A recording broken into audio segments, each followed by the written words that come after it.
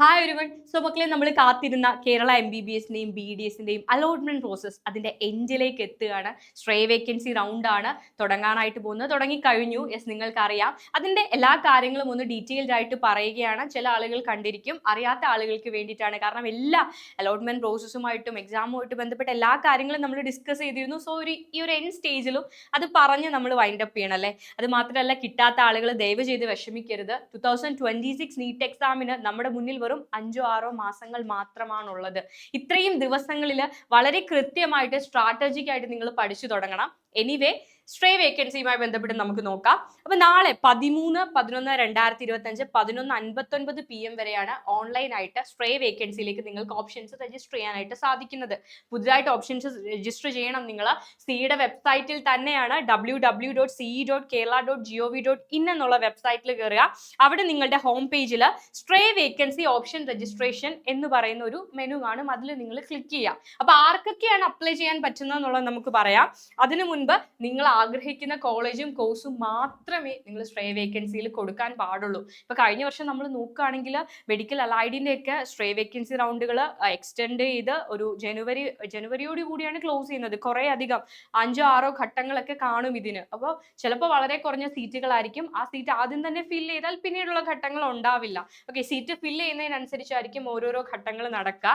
ഇനി ആർക്കൊക്കെയാണ് അപ്ലൈ ചെയ്യാൻ സ്ട്രേ വേക്കൻസിക്ക് കൊടുക്കാൻ സാധിക്കുക എന്ന് നമുക്ക് നോക്കാം. മൂന്നാം ഘട്ടത്തിൽ, അതായത് തേർഡ് അലോട്ട്മെന്റിൽ ലഭിച്ചിട്ടുള്ളവർക്ക്, തേർഡ് അലോട്ട്മെന്റ് കിട്ടിയവർക്ക് സ്ട്രേ വേക്കൻസി അലോട്ട്മെന്റിൽ പങ്കെടുക്കാൻ അർഹതയില്ല. അതേപോലെ മൂന്നാം ഘട്ട അലോട്ട്മെന്റിനെ തുടർന്ന് കോളേജിൽ പ്രവേശനം നേടിയവർക്കും അഡ്മിഷൻ നേടിയവർക്കും ഇനി സ്ട്രേ വേക്കൻസിയിൽ അപ്ലൈ ചെയ്യാനായിട്ട് സാധിക്കില്ല. അപ്പൊ കിട്ടാത്ത കുട്ടികൾക്കുള്ള അവസരമാണിത്. ദെൻ മുൻഘട്ടങ്ങളിലെ അലോട്ട്മെന്റുകളെ തുടർന്ന്, അതായത് റൗണ്ട് 1ഉം റൗണ്ട് 2ഉം ഫേസ് 1, 2, 3 ഒക്കെ ഇല്ലേ, അതിനെ തുടർന്ന് കോളേജിൽ പ്രവേശനം നേടിയിട്ട് 28/10/2025 വൈകുന്നേരം 5 മണിക്ക് ശേഷം ആ കോളേജിൽ നിന്ന് എക്സിറ്റ് ചെയ്തവർക്ക്, റിസൈൻ ചെയ്തവർക്ക്, വിടുതൽ വാങ്ങിയവർക്ക് സ്ട്രേ വേക്കൻസി ഫില്ലിംഗ് അലോട്ട്മെന്റിൽ പങ്കെടുക്കാൻ അർഹതയില്ല. അതായത് നിങ്ങളോട് പറഞ്ഞിരുന്നു 28/10/2025 2 മണിക്കുള്ളിൽ ആ ഒരു സീറ്റുകളിൽ നിന്ന് നിങ്ങൾക്ക് റിസൈൻ ചെയ്യണമെങ്കിൽ, എക്സിറ്റ് ആവണമെങ്കിൽ എക്സിറ്റ് ആകാം എന്നുള്ള ഒരു ഓപ്ഷൻ വന്നിരുന്നു. അപ്പോഴേ ഞാൻ എടുത്തു പറഞ്ഞതാണ്, എക്സിറ്റ് ആവേണ്ടവർ, സ്ട്രേ വേക്കൻസിയിൽ പാർട്ടിസിപ്പേറ്റ് ചെയ്യേണ്ടവർ എക്സിറ്റ് ആവണം എന്നുള്ളത്. അങ്ങനെ ചെയ്യാത്തവർക്ക് 5 മണി വരെയായിരുന്നു നമ്മുടെ തേർഡിന്റെ ഓപ്ഷൻ കൺഫർമേഷൻ. അപ്പോൾ 5 മണിക്ക് മുൻപായിട്ട് എക്സിറ്റ് ചെയ്യാത്തവർ, അതിനുശേഷമാണ് നിങ്ങൾ സീറ്റ് എക്സിറ്റ് ചെയ്യുന്നതെങ്കിൽ, MBBSന്റെയോ BDSന്റെയോ സീറ്റുകൾ എക്സിറ്റ് ചെയ്യുന്നതെങ്കിൽ നിങ്ങൾക്കും പാർട്ടിസിപ്പേറ്റ് ചെയ്യാനായിട്ട് സാധിക്കില്ല. ഓക്കെ അല്ലേ?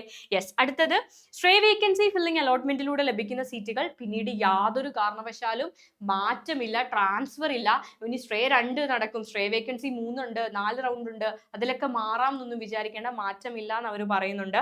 അതേപോലെ ഏതെങ്കിലും ഫേസിൽ, ആദ്യ അലോട്ട്മെന്റിലോ സെക്കൻഡിലോ തേർഡിലോ ഏതെങ്കിലും അലോട്ട്മെന്റ് കിട്ടുകയും അതേപോലെ പ്രവേശനത്തിൽ അഡ്മിഷൻ എടുത്തതിൽ കണ്ടിന്യൂ ചെയ്ത്, അത് നിങ്ങൾ റൗണ്ട് 1ൽ അഡ്മിഷൻ എടുത്തോട്ടെ, 2ലായിക്കോട്ടെ 3ലായിക്കോട്ടെ, അഡ്മിഷനിൽ കണ്ടിന്യൂ ചെയ്യുന്നവർക്ക്, ഇപ്പൊ പഠിച്ചുകൊണ്ടിരിക്കുന്നവർക്ക്, നിലവിൽ അഡ്മിഷൻ എടുത്ത കുട്ടികൾക്ക്, അത് കണ്ടിന്യൂ ചെയ്തുകൊണ്ടിരിക്കുന്ന കുട്ടികൾക്ക് സ്ട്രേയിൽ ഒരിക്കലും പാർട്ടിസിപ്പേറ്റ് ചെയ്യാനായിട്ട് സാധിക്കുന്നതല്ല.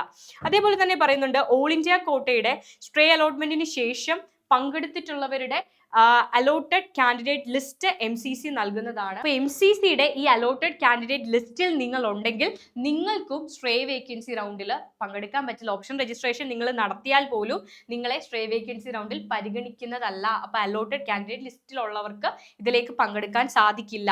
ഓക്കെ, ഓൾ ഇന്ത്യ കോട്ട അഡ്മിഷനിൽ തുടരുന്നവർക്കും സ്ട്രേ വേക്കൻസി ഫില്ലിംഗ് അലോട്ട്മെന്റിൽ പങ്കെടുക്കാൻ അർഹതയില്ല.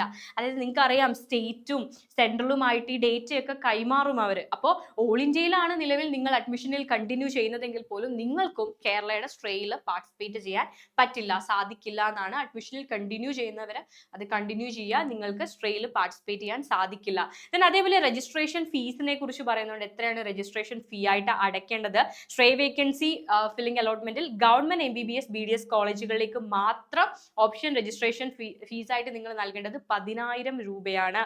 ക്ലിയർ അല്ലേ? അപ്പൊ 10,000 10,000 റുപ്പീസ് നിങ്ങൾ നൽകേണ്ടതായിട്ടുണ്ട്.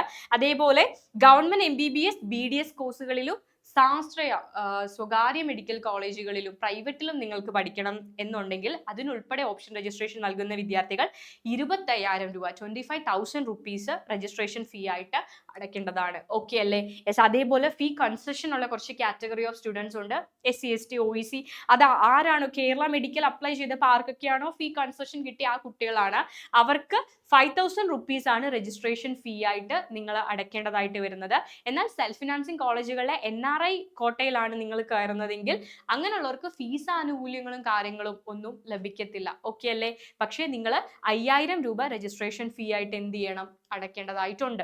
ഓക്കെ, ക്ലിയർ അല്ലേ?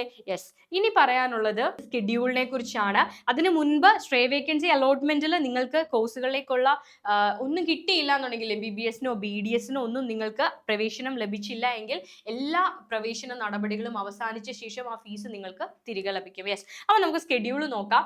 സ്കെഡ്യൂൾ അറിയാം നിങ്ങൾക്ക്. ഇന്നലെ മുതൽ നിങ്ങൾക്ക് സ്ട്രേ വേക്കൻസി രജിസ്ട്രേഷൻ ചെയ്യാനായിട്ട് സാധിക്കും. വെബ്സൈറ്റ് ഓപ്പൺ ആണ്. യെസ്. 13/11/2025 11:59 PM വരെയാണ് ഓൺലൈനായിട്ട് രജിസ്ട്രേഷൻ നടത്താനുള്ള സൗകര്യം. ഓക്കെ, ഇനി ടെമ്പററി ആയിട്ട് താൽക്കാലികമായിട്ടുള്ള പ്രൊവിഷണൽ അലോട്ട്മെന്റ് പബ്ലിഷ് ചെയ്യുക 14-ാം തീയതിയാണ്. ആൻഡ് ഫൈനൽ അലോട്ട്മെന്റ് പബ്ലിഷ് ചെയ്യുക 15-ാം തീയതിയാണ്. ഓക്കെ അല്ലേ? യെസ്. അപ്പോൾ നിങ്ങൾക്ക് ഫീസ് അടച്ച് 16 തൊട്ട് 20 വരെ 20-ാം തീയതി 4 മണി വരെ നിങ്ങൾക്ക് അഡ്മിഷൻ എടുക്കാവുന്നതാണ്. ക്ലിയർ അല്ലേ? യെസ്. അപ്പോൾ ഇത്രയും കാര്യങ്ങളാണ് സ്ട്രേ വേക്കൻസിയുമായിട്ട് ബന്ധപ്പെട്ട് നമുക്ക് പറയാനുള്ളത്. മക്കളെ, ഇനി നിങ്ങൾ അലോട്ട്മെന്റ് പ്രോസസ്സിന്റെ പിന്നാലെ പോകാണ്ട് നിങ്ങൾ 2026 നീറ്റിന് വേണ്ടി ശക്തമായിട്ട് പ്രിപ്പയർ ചെയ്യുക. നിങ്ങൾക്ക് ആവശ്യമായ കോണ്ടന്റും കാര്യങ്ങളും ഒക്കെ നമ്മുടെ ചാനലിൽ ഉണ്ടായിരിക്കും. ഇപ്പം നമ്മൾ ഓരോ വർഷത്തെയും നീറ്റ് എക്സാമിൻ്റെ 24-ലെയും 25-ലെയും 23-ലെയും ഒക്കെ previous year questions short videos ആയിട്ടൊക്കെ നമ്മുടെ ചാനലിൽ അപ്പ് ചെയ്യുന്നുണ്ട്. അതൊക്കെ യൂസ് ചെയ്യുക. നിങ്ങൾ മാക്സിമം PYQs-ഉം MCQs-ഉം ഒക്കെ ചെയ്യുക. All the very best. By.